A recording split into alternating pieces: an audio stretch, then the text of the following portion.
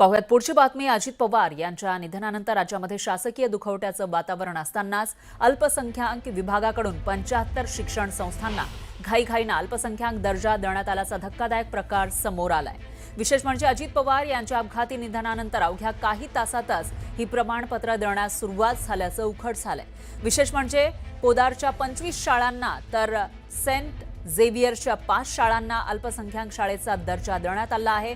मागील वर्षी ऑगस्ट महिन्यापासून अल्पसंख्याक दर्जाची प्रमाणपत्र देण्यास स्थगिती देण्यात आली होती, पण अजित पवार यांच्या निधनानंतर ही स्थगिती डावलून मंत्रालयातून गुपचूपपणे प्रमाणपत्रांचं वाटप करण्यात आल्याचा आरोप केला जातोय।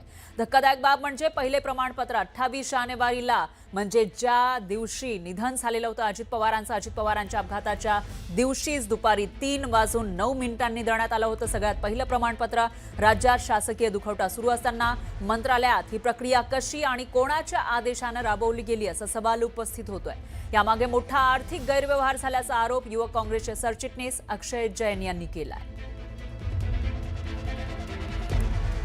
तर 4 दिवसांमध्ये 75 प्रमाणपत्रांचं वाटप करण्यात आलं। मुळात 3 दिवस शासकीय दुखवटा होता आणि या सुरुवातीच्या 4 दिवसांमध्ये 75 प्रमाणपत्रांचं वाटप झालं आहे। अल्पसंख्याक विभाग अजित पवारांकडे होतं आणि ज्या दिवशी त्यांचं निधन झालं 28 जानेवारीला अजित पवार यांचं विमान अपघातामध्ये निधन झालं सकाळी 8:45च्या सुमारास आणि निधनानंतर अवघ्या 3 तासांमध्येच शासकीय दुखवटा 3 दिवसांचा हा त्याच दिवशी जाहीर करण्यात आला होता, पण 28 जानेवारीला एकूण 7 संस्थांना प्रमाणपत्र देण्यात आले। म्हणजे जे मंत्री त्या पदावर होते खात्यावर होते त्यांचं निधन झाल्यानंतर त्याच दिवशी हे प्रमाणपत्र देण्यात आले। 29 आणि 30 जानेवारीला मोठ्या शिक्षण संस्थांना प्रमाणपत्र दिल्याची माहिती समोर आलेली आहे।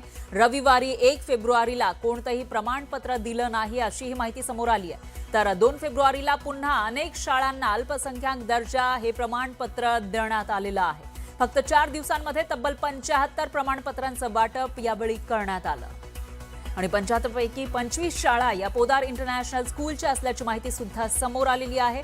सेंट झेवियरच्या 5 शाळांना अल्पसंख्याक दर्जा देण्यात आला आहे, ते प्रमाणपत्र वाटप करण्यात आलेलं आहे।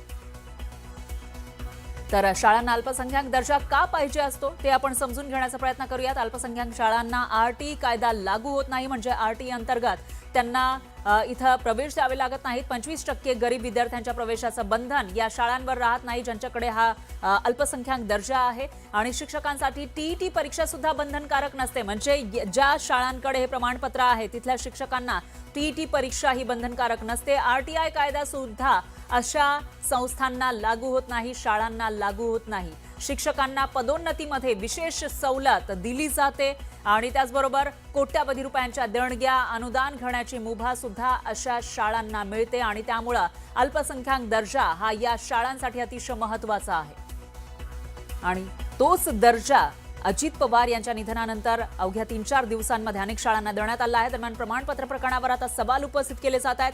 कोकाटे अजितदादांची स्थगिती होती, मग 28 जानेवारीला ही स्थगिती नेमकी कोणी उठवली असा सवाल उपस्थित होतोय। मंत्री माणिकराव कोकाटेंनी मागवलेला अहवाल आला होता का असाही सवाल या ठिकाणी उपस्थित होतोय। दरम्यान शासकीय दुखवटा असताना घाईघाईत निर्णय का घेतला गेला हा सगळ्यात मोठा सवाल इथं उपस्थित होतोय। दरम्यान या सगळ्या प्रकरणामध्ये मोठा घोटाळा झाल्याचा आरोप युवक काँग्रेसचे सरचिटणीस अक्षय जैन यांनी केलाय। काय नेमकं प्रकरण आहे? 28 जानेवारीचं तुम्ही समोर आणले, नेमकं प्रकरण काय आहे थोडक्यात? सर, 28 जानेवारीला संपूर्ण महाराष्ट्र शोकमग्नात होतं आणि संपूर्ण राज्यभरातून जे कार्यकर्ते असतील, जनता असेल, बारामतीत दाखल होत होती आणि दादाकडे असलेलं अल्पसंख्याक मंत्रालय त्यांच्यातले काही महाभाग अधिकारी ज्यावेळेस दुपारी सन्माननीय मुख्यमंत्री 3 दिवसाचा शासकीय दुखवटा जाहीर करतात आणि सुट्टी जाहीर करतात, त्यानंतर एवढे कार्यतत्पर झालेले आहेत की यांनी मागच्या 3 महिन्यापासून ज्या अल्पसंख्याक दर्जा प्रमाणपत्र याच्यावर स्थगिती होती, म्हणजे नोव्हेंबर, डिसेंबर आणि 27 जानेवारीपर्यंत या 3 महिन्यात एकही प्रमाणपत्र वाटण्यात आलेलं नव्हतं शासनातर्फे, परंतु 28 तारखेला संध्याकाळी अधिकाऱ्यांकडून लॉग इन केलं जातं, त्याच्यावर अप्रुव्हल दिलं जातं आणि 28, 29, 30 या 3 दिवसात साधारण 75 शाळांना राज्यभरातील मुंबई, पुणे, नागपूर, गोंदिया, यवतमाळ, नाशिक, ठाणे या शाळांना परवानगी दिली जाते। या लोकांनी दाखवलं 28 तारखेला राज्यात राजकीय दुखवटा होता, उपमुख्यमंत्री अजित पवारांचं त्याच दिवशी सकाळी निधन झालं। हे कागद काय सांगतायत नेमकी? ही सर्टिफिकेट तुम्ही ही लिस्ट आहे मंत्रालयाचा एक GR आहे, नेमकी ही कागद काय सांगतायत? कागद एवढी आहेत की बघा, आता हे काय grant of status of minority educational institution जे देण्यात आलेलं, ज्याच्यावर आमचा आक्षेप आहे. पोद्दार इंटरनॅशनल स्कूल, पोद्दार ही कुठली, पुणे, लातूर, बुलढाणा, याच्यावर सही आहे 29 तारखेला, इश्यूड ऑन 29 तारखेला. पोद्दार चॅरिटी ट्रस्ट यांच्या 25 शाळांना एकाच दिवशी 29 तारखेला परवानगी दिली जाते. ही परवानगी राज्याच्या अल्पसंख्याक विभागाकडून दिली जाते अल्पसंख्याक दर्जा पण पत्र प्रमाणपत्राची. आहे. त्यानंतर माणिकराव कोकाटे साहेबांचे तत्कालीन मंत्री, त्यांचं 12 ऑक्टोबर 2025 त्याच्यावर आवक जावक क्रमांक आहे, यांनी याच्यावर सदरचा अहवाल सादर करावा. पुढील आदेशापर्यंत शैक्षणिक संस्थांना प्रदान करण्यात अल्पसंख्याक दर्जा मान्यतेस स्थगिती देण्यात यावी. हे असं असून सुद्धा एकाच दिवशी 75 शाळांना दिले. कोकाटे साहेबांकडनं नंतर हे मंत्रालय जातं अजितदादांकडे. अजितदादाही एकही शाळांना प्रमाणपत्र देत नाही, परंतु दादांच्या निधनाच्या काहीच तासानंतर हे अधिकाऱ्यांनी हे वाटवायला सुरुवात केलेली. अभिजित पोते, न्यूज 18 मराठी, पुणे. एक टीचर अपॉइंट करने का उनको 30 से 40 लाख रुपए मिलता है. तो इस कारण ये मंत्रालय के लोगों ने इसमें कुछ शिक्षण अधिकारी भी शामिल होंगे और कुछ स्कूलों के जो लोग हैं, संस्था संचालक, वो भी शामिल होंगे. तो मैं सरकार से मांगनी करूंगा कि इस विषय पर CID जांच बिठाए और इन पे मौकों के अंतर्गत इन पे कार्रवाई की जाए, क्योंकि ये संगठित अपराध में आता है. तो इन पे कड़क कार्रवाई होनी चाहिए. अशा प्रकारची चौकशी आहे. याला तर टाळूवरचं येताच्या टाळूवरचं लोणी खाणं हा शब्दशः हा प्रकार आहे. या प्रकरणाची चौकशी व्हावी, संबंधितांवर कारवाई व्हावी. दरम्यान अजितदादांच्या निधनाच्या दिवशी अल्पसंख्याक विकास विभागानं परस्पर प्रमाणपत्र वाटप केल्याचं प्रकरण समोर आल्यानंतर आता मुख्यमंत्री फडणवीस यांच्याकडून याला स्थगिती देण्यात आली आहे. संपूर्ण प्रकरणाची चौकशी उच्चस्तरीय अधिकाऱ्यांकडून करा आणि दोषींवर कारवाई करा असे आदेश मुख्यमंत्र्यांनी दिल्याची माहिती सूत्रांनी दिली.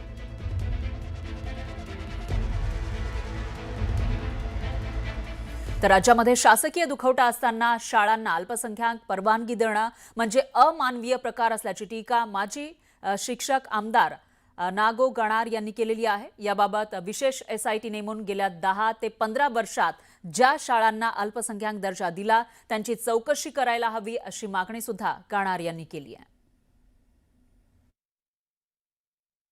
आपल्यासोबत माजी शिक्षक आमदार नागू गणार आहेत. सर, खरं तर हा अतिशय धक्कादायक प्रकार आहे. राज्याचे उपमुख्यमंत्र्यांच्या निधनानंतर अवघ्या काही तासातच ज्या निर्णयाला स्थगिती आहे त्या संदर्भातले प्रमाणपत्र अधिकाऱ्यांकडून वाटलं जातं. एकंदरीत कशा अर्थानं तुम्ही या सगळ्या गोष्टींकडे पाहता? अल्पसंख्याक विभागाकडून अल्पसंख्याक दर्जा प्रमाणपत्र 75 शिक्षण संस्थांना देण्यात आल्याचा प्रकार जो उघडकीस आला तो एक मोठा स्कॅम आहे. भ्रष्टाचार मंत्रालयात मोठ्या प्रमाणात होतो याचा तो पुरावा आहे. याबद्दल सन्माननीय मुख्यमंत्री देवेंद्र फडणवीस साहेबांनी चौकशी केली पाहिजे. उपमुख्यमंत्री अजितदादा गेल्यानंतर दुखवटा असताना त्यांनी स्थगिती दिली असताना एवढा मोठा फ्रॉड करण्याची हिम्मत ज्या अधिकाऱ्यांनी दाखवली त्या अधिकाऱ्यांना ताबडतोब निलंबित करून त्यांच्याविरुद्ध फौजदारी गुन्हे दाखल केले पाहिजे. सर, तुम्ही बोलतात की अतिशय धक्कादायक हा सगळा प्रकार आहे. कोण त्यांच्या पाठीशी असू शकतं? कारण या सगळ्या प्रक्रियेमध्ये कोणाकोणाची परवानगी आवश्यक असतं? कुठले अधिकारी या सगळ्या गोष्टीत महत्त्वाची भूमिका निभावतात? सर, एकदा स्थगिती शासनाने दिल्यावर आणि मंत्री महोदयांनी दिल्यावर प्रश्न प्रमाणपत्र देण्याचा प्रश्नच नाही ना. परंतु दुःखाच्या सावटाखाली राज्य असताना त्याचा गैरफायदा घेऊन ज्या कोणी अधिकाऱ्यांनी एवढं भयंकर काम केलं, अमानवीयच म्हणू आपण, त्याला तर शिक्षा झालीच पाहिजे. त्याला कठोर, अत्यंत कठोर स्वरूपाची शिक्षा झाली पाहिजे. जर ही यादी पाहिली तर या यादीमध्ये अनेक नामांकित शाळा आहेत. एकाच संस्थेच्या जवळपास 5 ते 7च्या जवळपास शाळा आहेत. माझं तर म्हणणं असं आहे, आजही मी मागणी करतो या निमित्तानं की ज्या संस्थांना येत्या 5 वर्षाच्या कालावधीमध्ये अल्पसंख्याक दर्जा दिला गेला त्या सर्व संस्थांची चौकशी करण्याकरता SIT नेमल्या गेली पाहिजे. या सगळ्या प्रकरणाची गंभीर चौकशी करण्यासाठी एक स्वतंत्र SIT नेमून गेल्या 10 ते 15 वर्षामध्ये ज्या संस्थांना हा दर्जा देण्यात आलेला आहे त्याची चौकशी करण्याची मागणी आता माजी आमदार नागो गणार यांनी केलेली आहे. त्यामुळे आता या मागणीला राज्य सरकार कशा पद्धतीनं सामोरं जातं हे पाहणं महत्त्वाचं असणार आहे. पुढे जर्नलिस्ट प्रशांत मोहितेसह उदय तिमांडे, न्यूज 18 मराठी, नागपूर.